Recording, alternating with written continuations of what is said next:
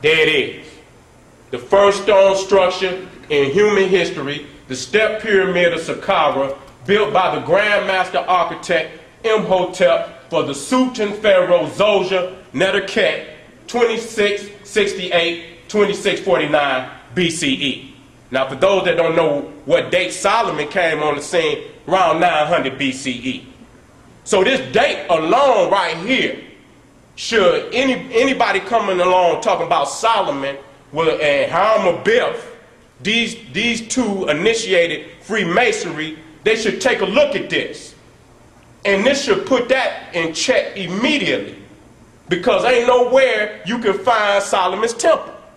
You can go to Mount Moriah. It's not there.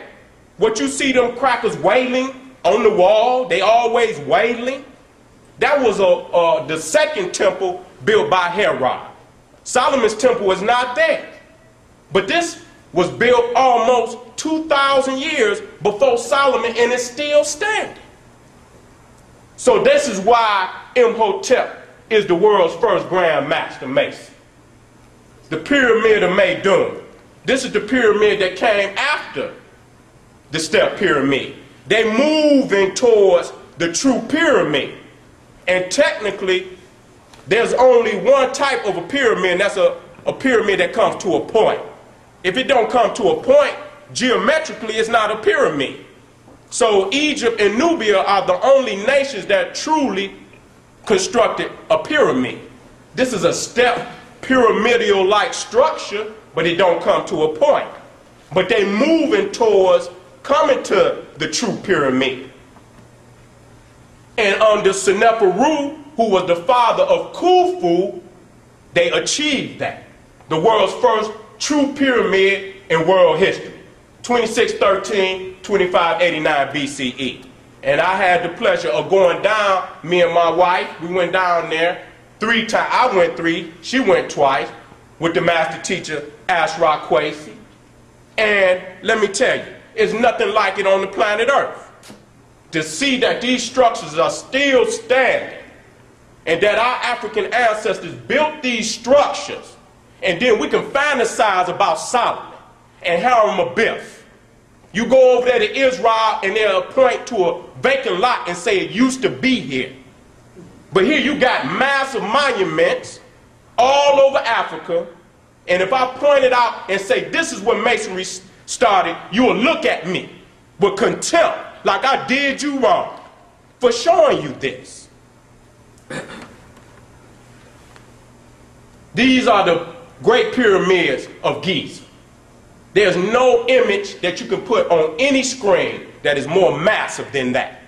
You got 3 that are in alignment with Orion's belt. You got the top. Matter of fact, I got to get my laser. Let me get my laser beam.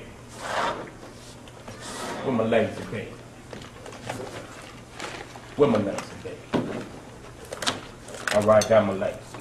Got my laser. Right there, that's Khufu's pyramid. It's the largest.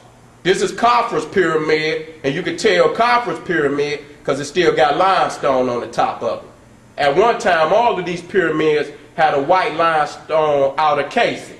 The Arab went over there and tore it off to build the mosque, citadels, and buildings in the Islamic areas of Cairo. That's what happened. But you got Khufu, Khafre, and Menkaure. And Menkaure is the grandson of Khufu. Khafre is the son of Khufu. And here's Khufu. And he's responsible for the greatest structure on the planet Earth. But the Mason can't speak about Khufu, but he'll speak about Solomon. And Solomon is a fairy tale. They ain't got no tomb, they ain't got no writings, they ain't got no Solomon's temple. It's all a fantasy. They won't talk about Khufu. 2600 BCE. Now, I put this timeline up here. This comes from a Christian organization, so if you get mad at them. Says, Great Pyramids of Egypt built around 2550 BCE. Now, if you come down here, it says Ham, born 2440 BCE. Now, anybody know the biblical story? Ham is supposed to be the father of Egypt. Now, how the hell Ham going to be down there at 2440 BCE and Egypt already got pyramids? I mean, just the simple mathematics. Our people won't even look at this. A child can do that. That deduction, you got grown people walking around talking about Ham is the father of Egypt. How? Explain it to me. And then you got the ark, 2464 BCE. The Great Flood, 2344 BCE. And they building pyramids? Why they ain't right about it? And then ask yourself, this is a physical construction that's still here today. Everything they got down here for the Bible is cartoons. Yes. Where the realness at? Yes. Where the evidence is at? I'm going to go over here, and what I want you to see right here, 1700 BCE. Hyksos ruled Egypt. This is when the Bedouin kings, shepherds, came up out of the country of Mauritania, which is right around what Syria is today, Lebanon. They came and they attacked Egypt. And they ruled in Egypt from 1700 BCE to around 1550 BCE. Look down here, Jacob took his family to Egypt 1701. They don't tell you that they came into Egypt when Egypt had been attacked, that Jacob, the Hebrews, came out of the same area where the shepherd kings came from, and that's how they got privileges in Egypt. And then when our brothers come up out of the south, got strength to kick their ass out, then it said, then there was a Pharaoh that knew not Joseph. They don't tell you the whole story though. They don't want to tell you. And this is a Christian publication. So if you get mad at them. And here you got Solomon, 961, 922 BCE. And I just showed you these pyramids. Almost 3000 BCE. And we got Freemasons today got enough audacity to say Solomon is the father of Freemasonry. But I ain't started just yet. Here you got Khufu's, the pyramids of Giza that I just showed you. And here's Saqqara, where Imhotep built his pyramid, to show you that it was aligned exactly with Saqqara's, the alignment of the pyramids at Saqqara. That it's a development stage coming up out of the south. It's developing, but it comes up out of the south, and Khufu takes from Imhotep to align the pyramids at Giza. These pyramids are aligned with Orion's belt. And in the Bible it says, Our Father who art in heaven, hallowed be thy name, thy kingdom come, thy will be done on earth as it is in heaven. Huh? Reverend Pork Chop don't want to teach you that. Huh? Reverend Chicken Wing don't want to teach you that because he don't know himself. This is out of the Stolen Legacy.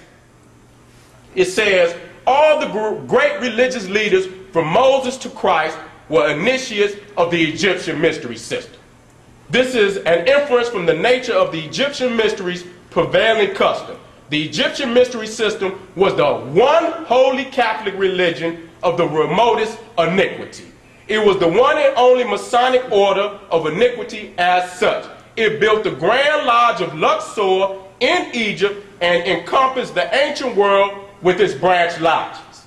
It was the first university of history and made knowledge a secret so that all who desired to become priests and teachers had to obtain their training from the mystery system either locally or at a branch lodge or by traveling to Egypt. We know that Moses became an Egyptian priest, a hieroglyphic, and that Christ, after attending the lodge at Mount Carmel, went to Egypt for final initiation, which took place at the Great Pyramid of Khufu. Other religious leaders obtained their preparation from lodges most convenient to them. The abolition of the Egyptian mysteries was to create an opportunity for the adoption of Christianity. This was the problem. The Roman government felt that Egypt was not conquered in arms and reduced to her knees, but in order to make the conquest complete, it would be necessary to abolish the mysteries which still control the religious minds of the ancient world. So that's why they abolished the crack. So they could put old Jesus in there. See, they couldn't put Jesus in there because the mysteries were still strong on the planet. That's like right now. Even though I show you this, you know you're going back and got that white Jesus on your wall.